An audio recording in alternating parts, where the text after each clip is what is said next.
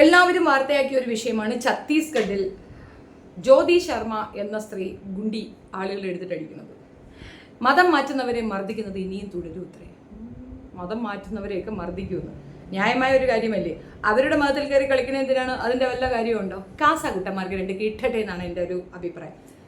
ഇതെന്തുകൊണ്ടാണ് ഇങ്ങനെ ഒരു അഭിപ്രായം പറയുന്നതെന്ന് പറഞ്ഞു കഴിഞ്ഞാൽ, നമ്മുടെ നാട് എടുക്കാം, പ്രത്യേകിച്ച് കേരളം എടുക്കാം, നമ്മുടെ സ്റ്റേറ്റ് എടുക്കാം. ഇവിടെ നടക്കുന്ന സംഭവങ്ങളിൽ ഏറ്റവും ഭീകരമായി നമുക്ക് ഫീൽ ചെയ്യുന്നത് എന്താണ്? ആരാണ് നമുക്കെതിരെ ഏറ്റവും കൂടുതൽ വീഡിയോസ് ഒക്കെ ചെയ്യുന്നത്, പ്രോത്സാഹിപ്പിക്കുന്നത് ആരാണ്? കാസാകുട്ടന്മാർ തന്നെയാണോ അല്ലയോ? അത് പറഞ്ഞാൽ മാത്രം മതിയാകും. ഇപ്പം നമ്മൾ തെറ്റിദ്ധരിക്കുന്ന ഒരു കാര്യമുണ്ട്. ഈ ആരിഫ് KUN മോനും അങ്ങനെയുള്ള കുറേ എക്സ് മുസ്ലിമുകളെയൊക്കെ ബൂസ്റ്റപ്പ് ചെയ്യുകയും അക്സെപ്റ്റ് ചെയ്യുകയും അവരെ കൊണ്ട് നടക്കുകയും ഇപ്പോൾ ഞാൻ ഇട്ട ഈ വീഡിയോയുടെ താഴെ വന്ന് കമൻ്റ് ഇടുകയും ചെയ്യുന്നവരുടെ പേര് വിവരങ്ങൾ എടുത്തു വെച്ച് കഴിഞ്ഞാൽ മെയിനായിട്ട് താമസ് അങ്ങനെ കുറേ സംഗതികളായിരിക്കും വരികയുണ്ടാവുക. അതെന്തുകൊണ്ടാണ് വരുന്നത്? അതായത് RSSകാർക്കൊപ്പം നിന്നുകൊണ്ട് ഇസ്ലാമിയരെ അടിക്കാൻ ഏറ്റവും മുൻപന്തിയിൽ നിൽക്കുന്നത് കാസാകുട്ടന്മാരാണ്. അപ്പോൾ അവന്മാർക്ക് രണ്ട് കിട്ടട്ടെന്ന്, അത് കൊള്ളട്ടെന്നെ. ഇവിടെ എന്തുവാണ്? റബ്ബറിന് 300 രൂപ വില കൂട്ടി തരികയാണെങ്കിൽ ഞങ്ങൾ നിങ്ങൾക്ക് വോട്ട് കുത്തി കൊടുക്കുമെന്നാണ് പറഞ്ഞത്. വെൽക്കം ചെയ്യൂ, വെൽക്കം ചെയ്യൂ. ഇവിടെയും 20% കയറി നിൽക്കുകയാണ് ക്രിസ്ത്യാനിറ്റി എന്നാണ് എൻ്റെ ഒരു അറിവ്. ഞാൻ ഒന്ന് സെർച്ച് ചെയ്ത് നോക്കിയപ്പോൾ കിട്ടിയതാണ്. ഇതില് ഒരു കാര്യം ഞാൻ പറയാം. നമ്മൾ ചെയ്യുന്ന തെറ്റുകൾ പുറം ലോകം അറിയാതിരിക്കാൻ മറ്റൊരാളെ തെറ്റുകാരിയാക്കുക അല്ലെങ്കിൽ തെറ്റുകാരനാക്കുക എന്നൊരു ടേമാണ് കാസാകുട്ടന്മാർ ഫോളോ ചെയ്ത് വരുന്ന ഒരു കാര്യം. മെയിനായിട്ട് PC ജോർജാണ് ഇവിടെ ഏറ്റവും കൂടുതൽ മോശമായ രീതിയിൽ പരാമർശങ്ങൾ നടത്തിയത്. ജവഹർലാൽ നെഹ്റുവിനെ വരെ മുസ്ലിം ആക്കുന്ന ഒരു ലെവലിലേക്ക് കാര്യങ്ങൾ കൊണ്ടെത്തി. മുസ്ലിം എന്ന് പറഞ്ഞാൽ രാജ്യദ്രോഹിയാണ്, അവൻ രാജ്യദ്രോഹിയും തീവ്രവാദിയുമാണ് എന്നങ്ങ് മുദ്ര കുത്തുക. അപ്പൊ മുസ്ലിമിനെതിരെയാണ് ഇവരൊക്കെ പടകൂട്ടി നിൽക്കുന്നത്. എന്തിനാണ്? ഞങ്ങൾ ചെയ്യുന്ന വൃത്തികേടുകൾ പുറത്തു വരാതിരിക്കാൻ മുസ്ലിമിനെ കരുവാക്കുക എന്നുള്ളത്. ലവ് ജിഹാദ് ഉണ്ട് എന്ന് പറയുന്ന പാലാ ബിഷപ്പിൻ്റെയോട് ഒരു ചോദ്യം. ഇത് കേൾക്കുന്നില്ലേ ബിഷപ്പ് അച്ചോ? ഇപ്പൊ കൊള്ളാമോ? ഛത്തീസ്ഗഡ് ഇന്ത്യയിലല്ലായിരിക്കും അല്ലേ, അതങ്ങ് അമേരിക്കയിലായിരിക്കും. അതുകൊണ്ട് ഇതിനെ പറ്റി ഒന്നും സംസാരിക്കണ്ട. എത്ര യേശപ്പന്മാരെ തള്ളിയിട്ടു, എത്ര മറിയ ചിഹ്നങ്ങളെ തട്ടിയിട്ടു, എത്ര പള്ളികൾ അവർ പൊളിച്ചു, കണക്കായി പോയെന്നേ എനിക്ക് പറയാനുള്ളൂ. നിങ്ങൾ ഒളിച്ചു കടത്താൻ ശ്രമിക്കുന്ന ഒരു കാര്യം അവരുടെ ശ്രദ്ധയിലേക്ക് വന്നതുകൊണ്ടാണ് അവർ ഈ പണി തരുന്നത്. ന്യായമാണെന്ന് ചോദിച്ചാൽ അതിലെനിക്ക് അഭിപ്രായമില്ല. കാരണം കോൺസ്റ്റിറ്റ്യൂഷൻ അനുസരിച്ചിട്ട് നമുക്ക് മതം അനുസരിച്ച് ജീവിക്കാനും മതം പ്രചരിപ്പിക്കാനും ഉള്ള റൈറ്റ്സ് ഉണ്ട്. പക്ഷെ നിർബന്ധിത മതപരിവർത്തനം പ്രശ്നമാണ്. അത് കംപ്ലൈൻറ്റ് ചെയ്ത് കഴിഞ്ഞാൽ പണി പാളും എന്നുള്ളതാണ്. ആദിവാസി വിഭാഗത്തിലുള്ള മനുഷ്യരെയാണ് ഇവർ കൂടുതൽ അട്രാക്ട് ചെയ്യുന്നതും കൊണ്ടുപോകണമെന്ന് പറയുന്നുണ്ട്. ഇപ്പോൾ ബ്രഹാൻസർ എന്ന് പറഞ്ഞൊരു മനുഷ്യനെ കൊന്നുകളഞ്ഞ ടേമുണ്ട്. അതിനകത്തൊരു നീതി ഉണ്ടായിരുന്നു. കാരണം ഒരു പ്രത്യേക ഗ്രാമം ചൂസ് ചെയ്യണം. ആ ഗ്രാമത്തിലുള്ളവർക്ക് കുഷ്ഠരോഗം വരുന്നത്. കുഷ്ഠരോഗം വന്ന മനുഷ്യരെ എല്ലാവരെയും കൂടെ അതിനകത്ത് മരിക്കാനായിട്ട് ഇടുകയാണ്. പണ്ട് നമ്മുടെ നാട്ടിലും ഉണ്ടായിരുന്നു ഇതുപോലെ പണ്ടാരപ്പുരകൾ. ഭണ്ഡാരടങ്ങി പോട്ടെ എന്ന് പറഞ്ഞ് കേട്ടിട്ടില്ലേ? അതെന്താണെന്ന് പറയാം, വസൂരി വന്നവരെ കൊണ്ടുപോയി ഒരു കുടിലിനകത്തിട്ട് അടയ്ക്കും.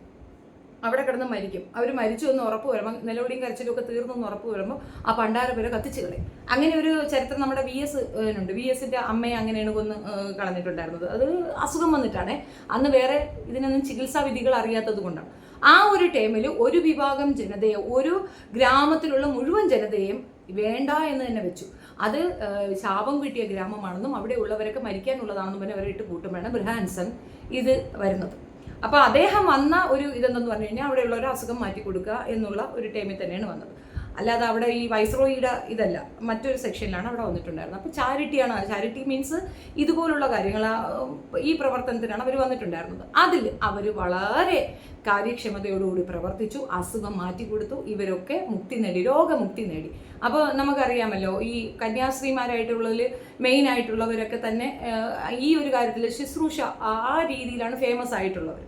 അങ്ങനെ ചെയ്ത ശേഷം അവരുടെ മതവിശ്വാസത്തിനെ അവർ പറഞ്ഞു കൊടുക്കുകയും പ്രാർത്ഥിക്കാൻ പറയുകയും ചെയ്തിട്ടുണ്ടെങ്കിൽ അതിൽ അട്രാക്റ്റായി അതിലേക്ക് മതത്തിലേക്ക് പോകുന്നതുകൊണ്ട് തെറ്റൊന്നുമില്ല. കാരണം മരിച്ചു പോകട്ടെ എന്ന് പറഞ്ഞിരിക്കുന്ന ഒരു വിഭാഗത്തിനെയാണ് അവർ രക്ഷിച്ചെടുക്കുന്നത്. അപ്പോൾ അത് നല്ലതാണ്, നല്ല ഒരു ടൈമാണ്. പക്ഷെ അതിനുപോലെ തന്നെ ഫോളോ അപ്പ് ചെയ്ത് വീണ്ടും വീണ്ടും വീണ്ടും ആളുകൾ അതിലേക്ക് അട്രാക്ട് ചെയ്യാനായിട്ടും വീണ്ടും ഇങ്ങനെ ചെയ്യുന്നുണ്ടെങ്കിൽ അത് തെറ്റാണ്.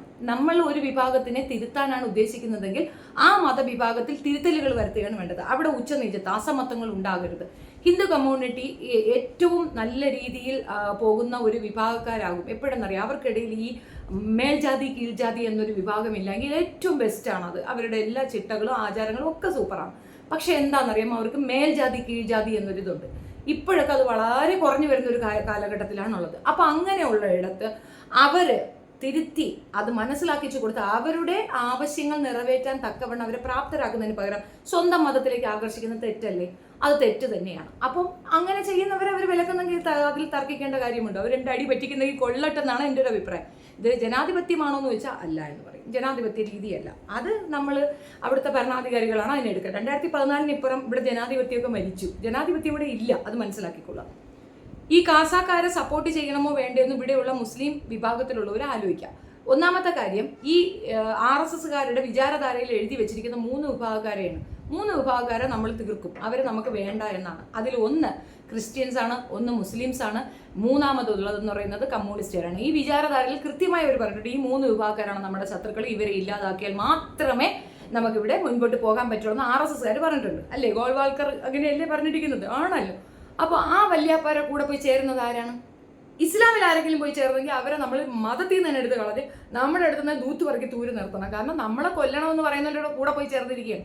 ഈ കാസാക്കാരെന്താ ചെയ്തേ? ഇപ്പോൾ ഈ PC ജോർജ് എന്തിനാ ഇപ്പോൾ അവരെ കൂടെ പോയി ചേർന്നത്? അതിൻ്റെ കാര്യം എന്താണ് ഇപ്പോൾ ആവശ്യം ഒന്ന് പറഞ്ഞു തന്നാണ്.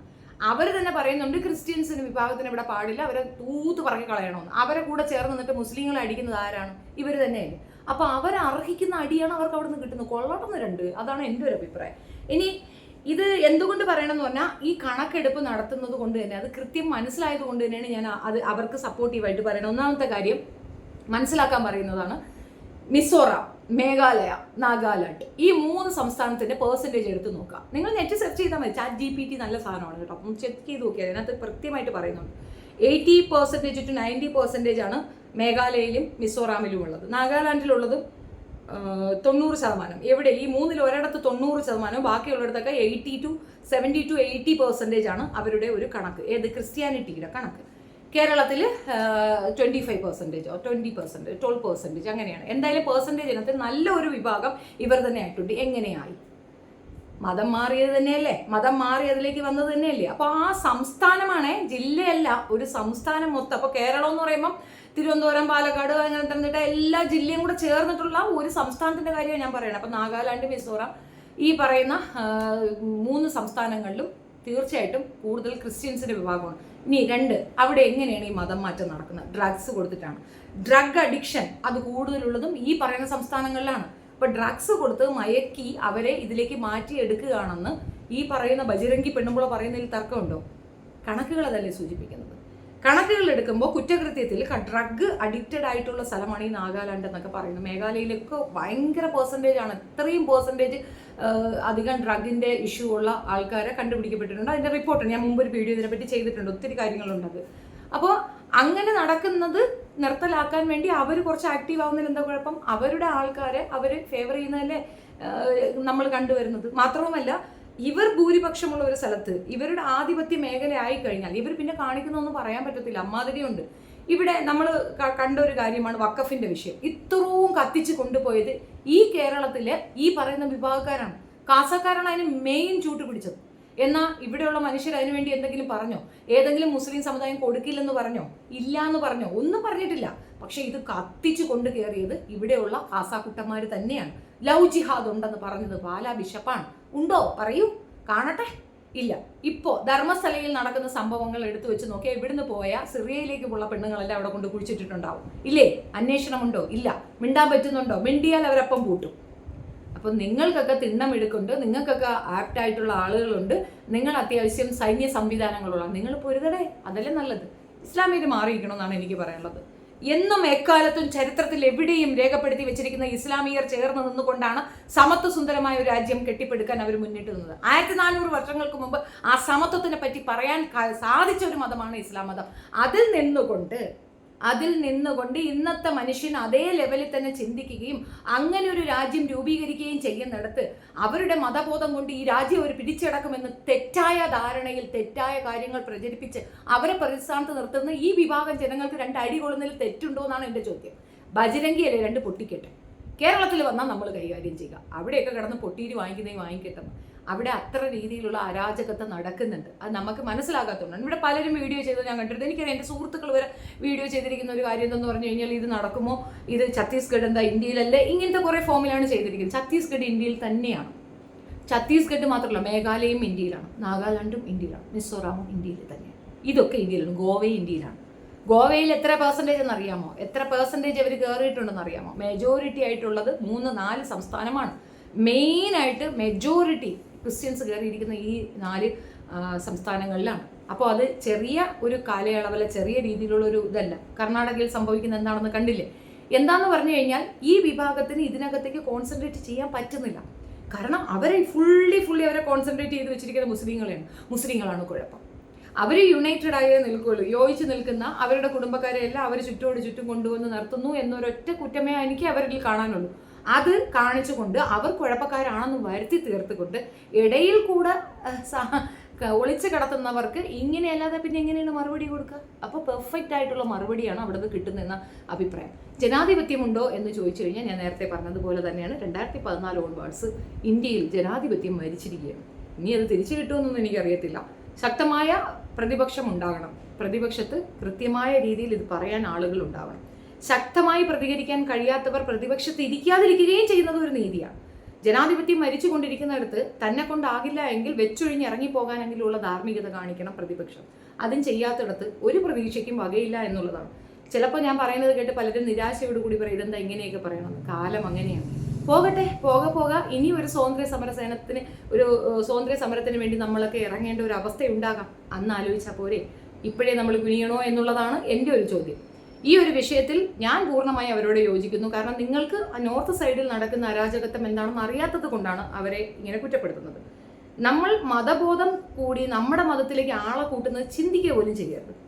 നിങ്ങൾ ജനിച്ചപ്പോൾ നിങ്ങളുടെ മതം ഇതായിരുന്നു, നിങ്ങളുടെ അമ്മയും അച്ഛനും ഒക്കെ പറഞ്ഞു തന്നത് ഇതാണ്, അത് നിങ്ങൾ വിശ്വസിക്കുന്നു. മറ്റൊരാൾ അതിലേക്ക് വരണമെന്ന് പറയുന്നത് സ്വാർത്ഥതയാണ്. അത്തരം സ്വാർത്ഥ ലാഭങ്ങൾ ചിന്തിക്കുക പോലും ചെയ്യരുത്. അവർക്ക് താല്പര്യമുണ്ടെങ്കിൽ വന്നോട്ടെ, വിലക്കണ്ട. നിർബന്ധിച്ച് കൊണ്ടുവന്നാക്കുന്നത് ബോറ് പരിപാടിയാണ്. മനുഷ്യന് മതമൊന്നും വേണ്ട ജീവിക്കാനായിട്ട്. അങ്ങനെ ജീവിക്കുന്നവർ അങ്ങനെ ജീവിച്ചോട്ടെ, അങ്ങനെ ഇല്ലാത്തവർക്ക് ഇവിടെ ജീവിക്കാൻ പറ്റും. ഇന്ത്യ ഒരു മതേതര രാജ്യമാണ്. ഇവിടെ ഇന്ന മതം ഉണ്ടെങ്കിലേ ജീവിക്കാൻ പറ്റുമെന്ന് നിർബന്ധവുമില്ല. മെജോറിറ്റി ഉള്ളത് ഹിന്ദുക്കളാണ്. അപ്പോൾ ആ മതത്തിൽ നിൽക്കുന്നത് തന്നെയാണ് ഇവിടുത്തെ ബെനിഫിറ്റ്. പക്ഷേ എന്നിട്ടും അതിൽ നിന്ന് വിട്ട് അടുത്തയിലേക്ക് പോകുന്നുണ്ടെങ്കിൽ അത് അവരുടെ കെടുകാര്യസ്ഥതയാണ്. അത് അവർക്ക് ബോധ്യപ്പെടുത്തി കൊടുക്കുകയാണ് വേണ്ടത്. അല്ലാതെ അവരെ മതം മാറ്റി നമ്മളിലേക്ക് കൊണ്ടുവന്ന് ചേർക്കുകയല്ല വേണ്ടത്. ആ ഒരു കാര്യത്തിൽ കാസാക്കുട്ടന്മാർ ചെയ്യുന്നത് തെറ്റ് തന്നെയാണ്. നമ്മുടെ മതത്തിലേക്ക് ചേർത്താലേ അവർ സഹായിക്കൂ, നമ്മുടെ മതത്തിൽ ഉണ്ടെങ്കിൽ മാത്രമേ പെണ്ണ് കെട്ടിച്ചു കൊടുക്കൂ. ഈ ടേമൊക്കെ ഈ 2 വിഭാഗത്തിലും ഉണ്ടെങ്കിലും കൂടുതലുള്ളത് കാസാക്കുട്ടന്മാർക്കാണ്. അപ്പോൾ അവർക്ക് ഇച്ചിരി കിട്ടേണ്ടതാണ് ഈ കിട്ടുന്നതെന്നാണ് എൻ്റെ ഒരു അഭിപ്രായം. പേഴ്സണലി പറയുകയാണെങ്കിൽ ബജരംഗി ചെയ്തത് തെറ്റാണ്. തല്ലാനോ അടിക്കാനോ ഒക്കെ കയറുന്നത് അപ്പുറത്ത് കയ്യോ കൊള്ളവന്മാരില്ലാത്തത് കൊണ്ടാണ്. 2 തിരിച്ച് പൊട്ടിയിട്ട് കിട്ടുമ്പോൾ തീർത്തോളം തള്ളക്കി കുത്തിക്കഴപ്പ്. പക്ഷേ ഈ അവർണ പിച്ചപ്പന്മാരെയും അവർണ അച്ഛന്മാരെയും അടിക്കുന്നതിന് പകരം സവർണനെ കയറി 2 പൊട്ടിക്കുമ്പോൾ ഈ കുത്തിക്കഴപ്പ് തീരും. അല്ലെങ്കിൽ പിന്നെ 300 രൂപയുടെ റബ്ബർ കൂട്ടി കൊടുത്തു കഴിഞ്ഞാൽ എന്തും ചെയ്യുമെന്ന് പറയുന്ന ബിശപ്പന്മാർ നമുക്കിടയിലുണ്ട്. മാത്രമല്ല ഐസ്ക്രീം, ചോക്ലേറ്റ്, കേക്ക് വരെ കട്ട് ചെയ്യാൻ അവരെ കൂട്ടിയിട്ട് വരുന്ന ആൾക്കാരുമുണ്ട്. അവർക്കിതൊരു പാഠമായിരിക്കട്ടെ. ഇപ്പോഴും എപ്പോഴും പറയുന്നു, രാജ്യത്തെ വിഘടിപ്പിക്കുന്ന രാജ്യദ്രോഹപരമായ ചിന്താധാരയുള്ളത് RSSകാർക്കാണ്. അവർക്കൊപ്പം നിൽക്കുന്നവർക്ക് 2 പൊട്ടിയിട്ട് കിട്ടുമ്പോൾ എനിക്ക് സന്തോഷമാണ് തോന്നാറ്. നിങ്ങളുടെ അഭിപ്രായം കമൻറ്റിൽ രേഖപ്പെടുത്തുക. വീഡിയോ ഇഷ്ടപ്പെടുകയാണെങ്കിൽ like, share and subscribe my channel. Thank you.